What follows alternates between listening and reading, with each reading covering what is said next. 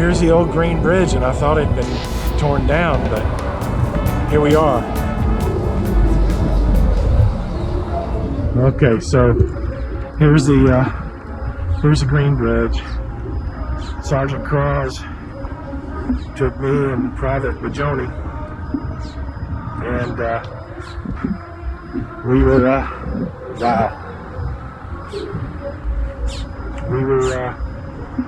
just being, pulling generalized security for the stadium area because helicopters were coming in and out of here. They were starting to pull people out by this time, and we were just a security checkpoint. And I was standing right there, talking right here. Up the road, let me get the camera right, comes walking up this big, tall Rasta, wearing Ray-Bans, shorts, sandals, and carrying a machete, a cutlass.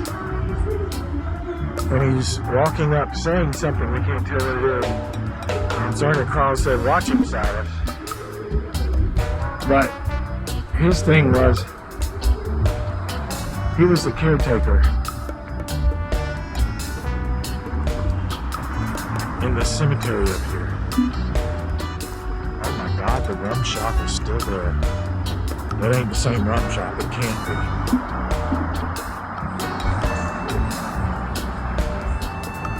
But he was the caretaker for this cemetery, and let's just get a pan here. And all he could say was, as he was walking up, "It is my duty to report this to you. I have found something that you need to come see." And he kept going over that he didn't want to interrupt us, but it was his duty to report what he had found. And I'm going to tell you that rum shop was right about there. Right where that rum shop is. And, or it could have been anywhere else. But, so, we walked along up here, not knowing what we were getting into, but, hey, we weren't much worried about it. Better weapons than he did, and he was acting friendly. And by now we had already learned that the Canadians were happy for us to be here, and in fact this was just a few days before we would be pulled out. And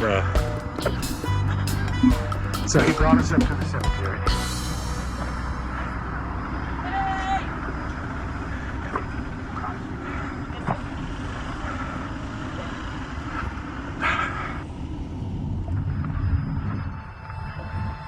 Just his spot.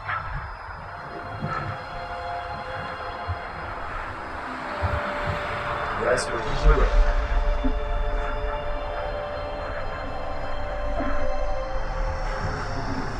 Okay. Now, in those days, you still see part of the wall. Now, this cemetery had a kind of triangular shape, had 3 walls around it,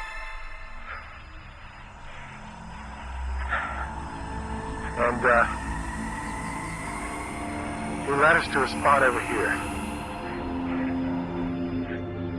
I'm going to find it.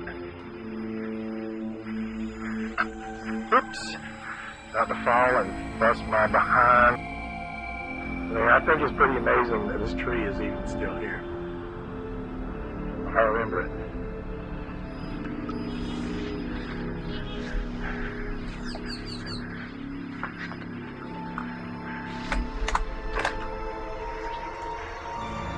Okay.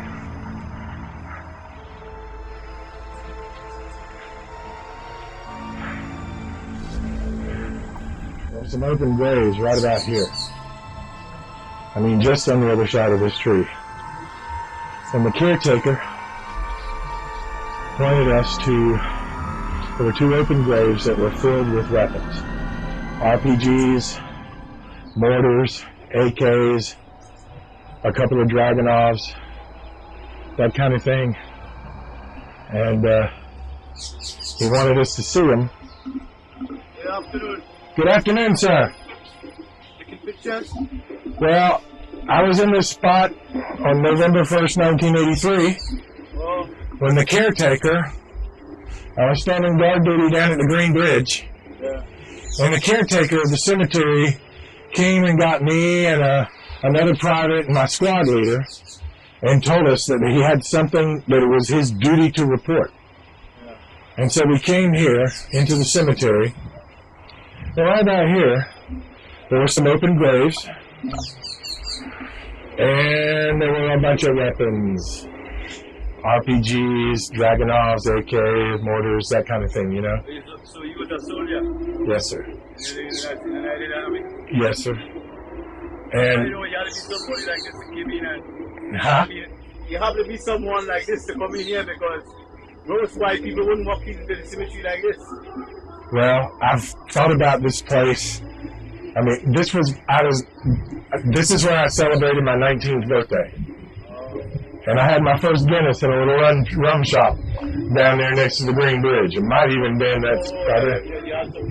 Yeah. There was a little red rum shop. And I'm going to get me another Guinness as soon as we leave here. Yeah. We have to go back to her. She helped us earlier. So, as you can see, from here, we had a wall. You can still see the wall. If somebody wanted to set up a good defensive fighting position, this was a really good place to do it. I am the caretaker now. Oh, okay. Oh my gosh, let me shake your hand. Brother man. Yeah. And that grave up there, Yeah. if you walk up to the top of the cemetery here, Yeah. you go into the... Let's see if I can see. Yeah, I don't remember the cemetery going up that far back in the day. You see where that house is? Yeah? The boathouse? Yeah. That's where all the old soldiers of in the PRA? PRA, they're buried. Thursday, they had a ceremony of all the soldiers. We need to go there. We certainly need to go there. Thursday, Yeah. you could walk up there and I'll meet you there because they're going to hold for someone Monday or Tuesday. Yeah. So you could go outside here and you go up to some house and I'll meet you and show you, explain to you. Okay. But you can see, if helicopters were flying in and out of Queen's Park, that if somebody had an RPG, sniper rifle, some AKs, a mortar and a few rounds, that could create a lot of chaos. But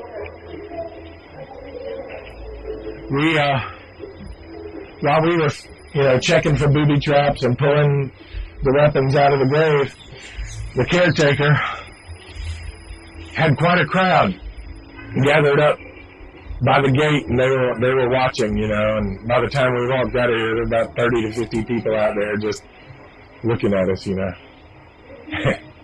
But we pulled all that stuff out of here, and nobody was coming back for it. It was over with. We didn't know it at the time that it was over with, but somebody did plan a nice last stand, right here, and I can't think of a better spot to do it.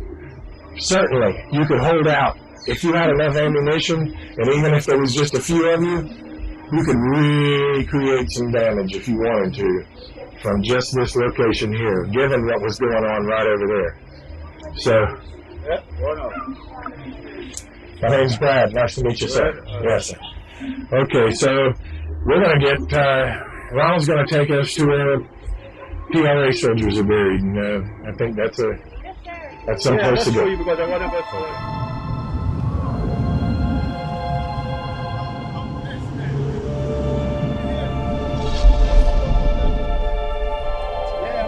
summer house, and so you can't play. That's what I said. Okay, I thought we were going. Okay. Go to the summer house there. Okay.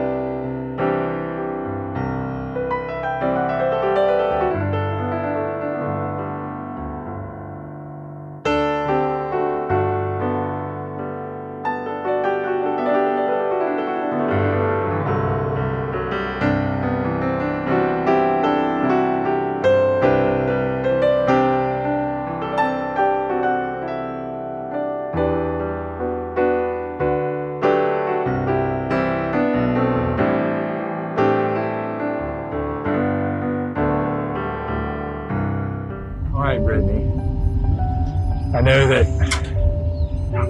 the family has been worried because only boys are being born into the family, and everyone believes that means there's going to be a war because God's given us boys to go fight as soldiers.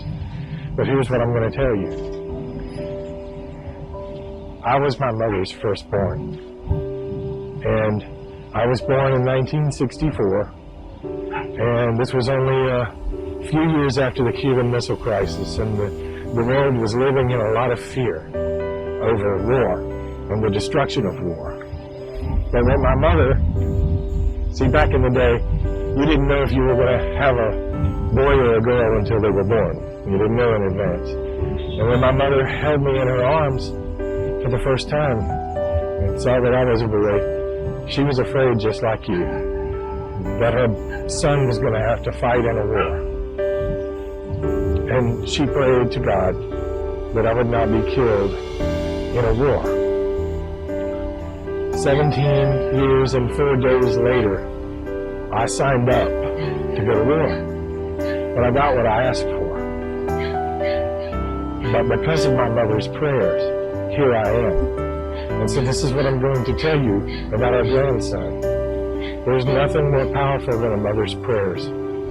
But I promise you that they will be accompanied by the prayers of a grandfather who loves your child. And whatever fears that you're facing, just know all you have to do is talk to God about it. And God will hear your prayer. And God will answer your prayer. You know, one day, I may be buried here, but it won't be because of war. It would be simply because this is the most beautiful place on earth. And when it was my turn to go to war, God decided that it would be in a beautiful place that I would love forever. And if I'm buried here alongside of those who were on the other side of this conflict, then that's good with me. I'm fine with them. They were brave men. They fought against the most powerful military on the planet, and they gave their lives to defend their countries. There's nothing more than you could ask of any man than to do what these soldiers did. And so, they are not my enemy. No. They did what they did for the same reasons that I did what I did. But never fear about Vladimir, because God is real and God hears your prayers. And I'm living proof that a mother's prayer is more powerful than bullets.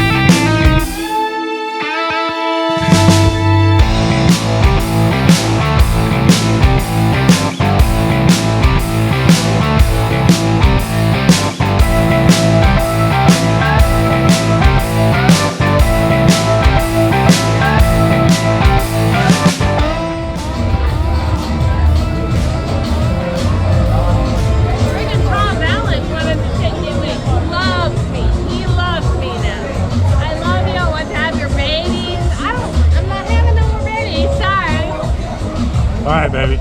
Let's escape while we can.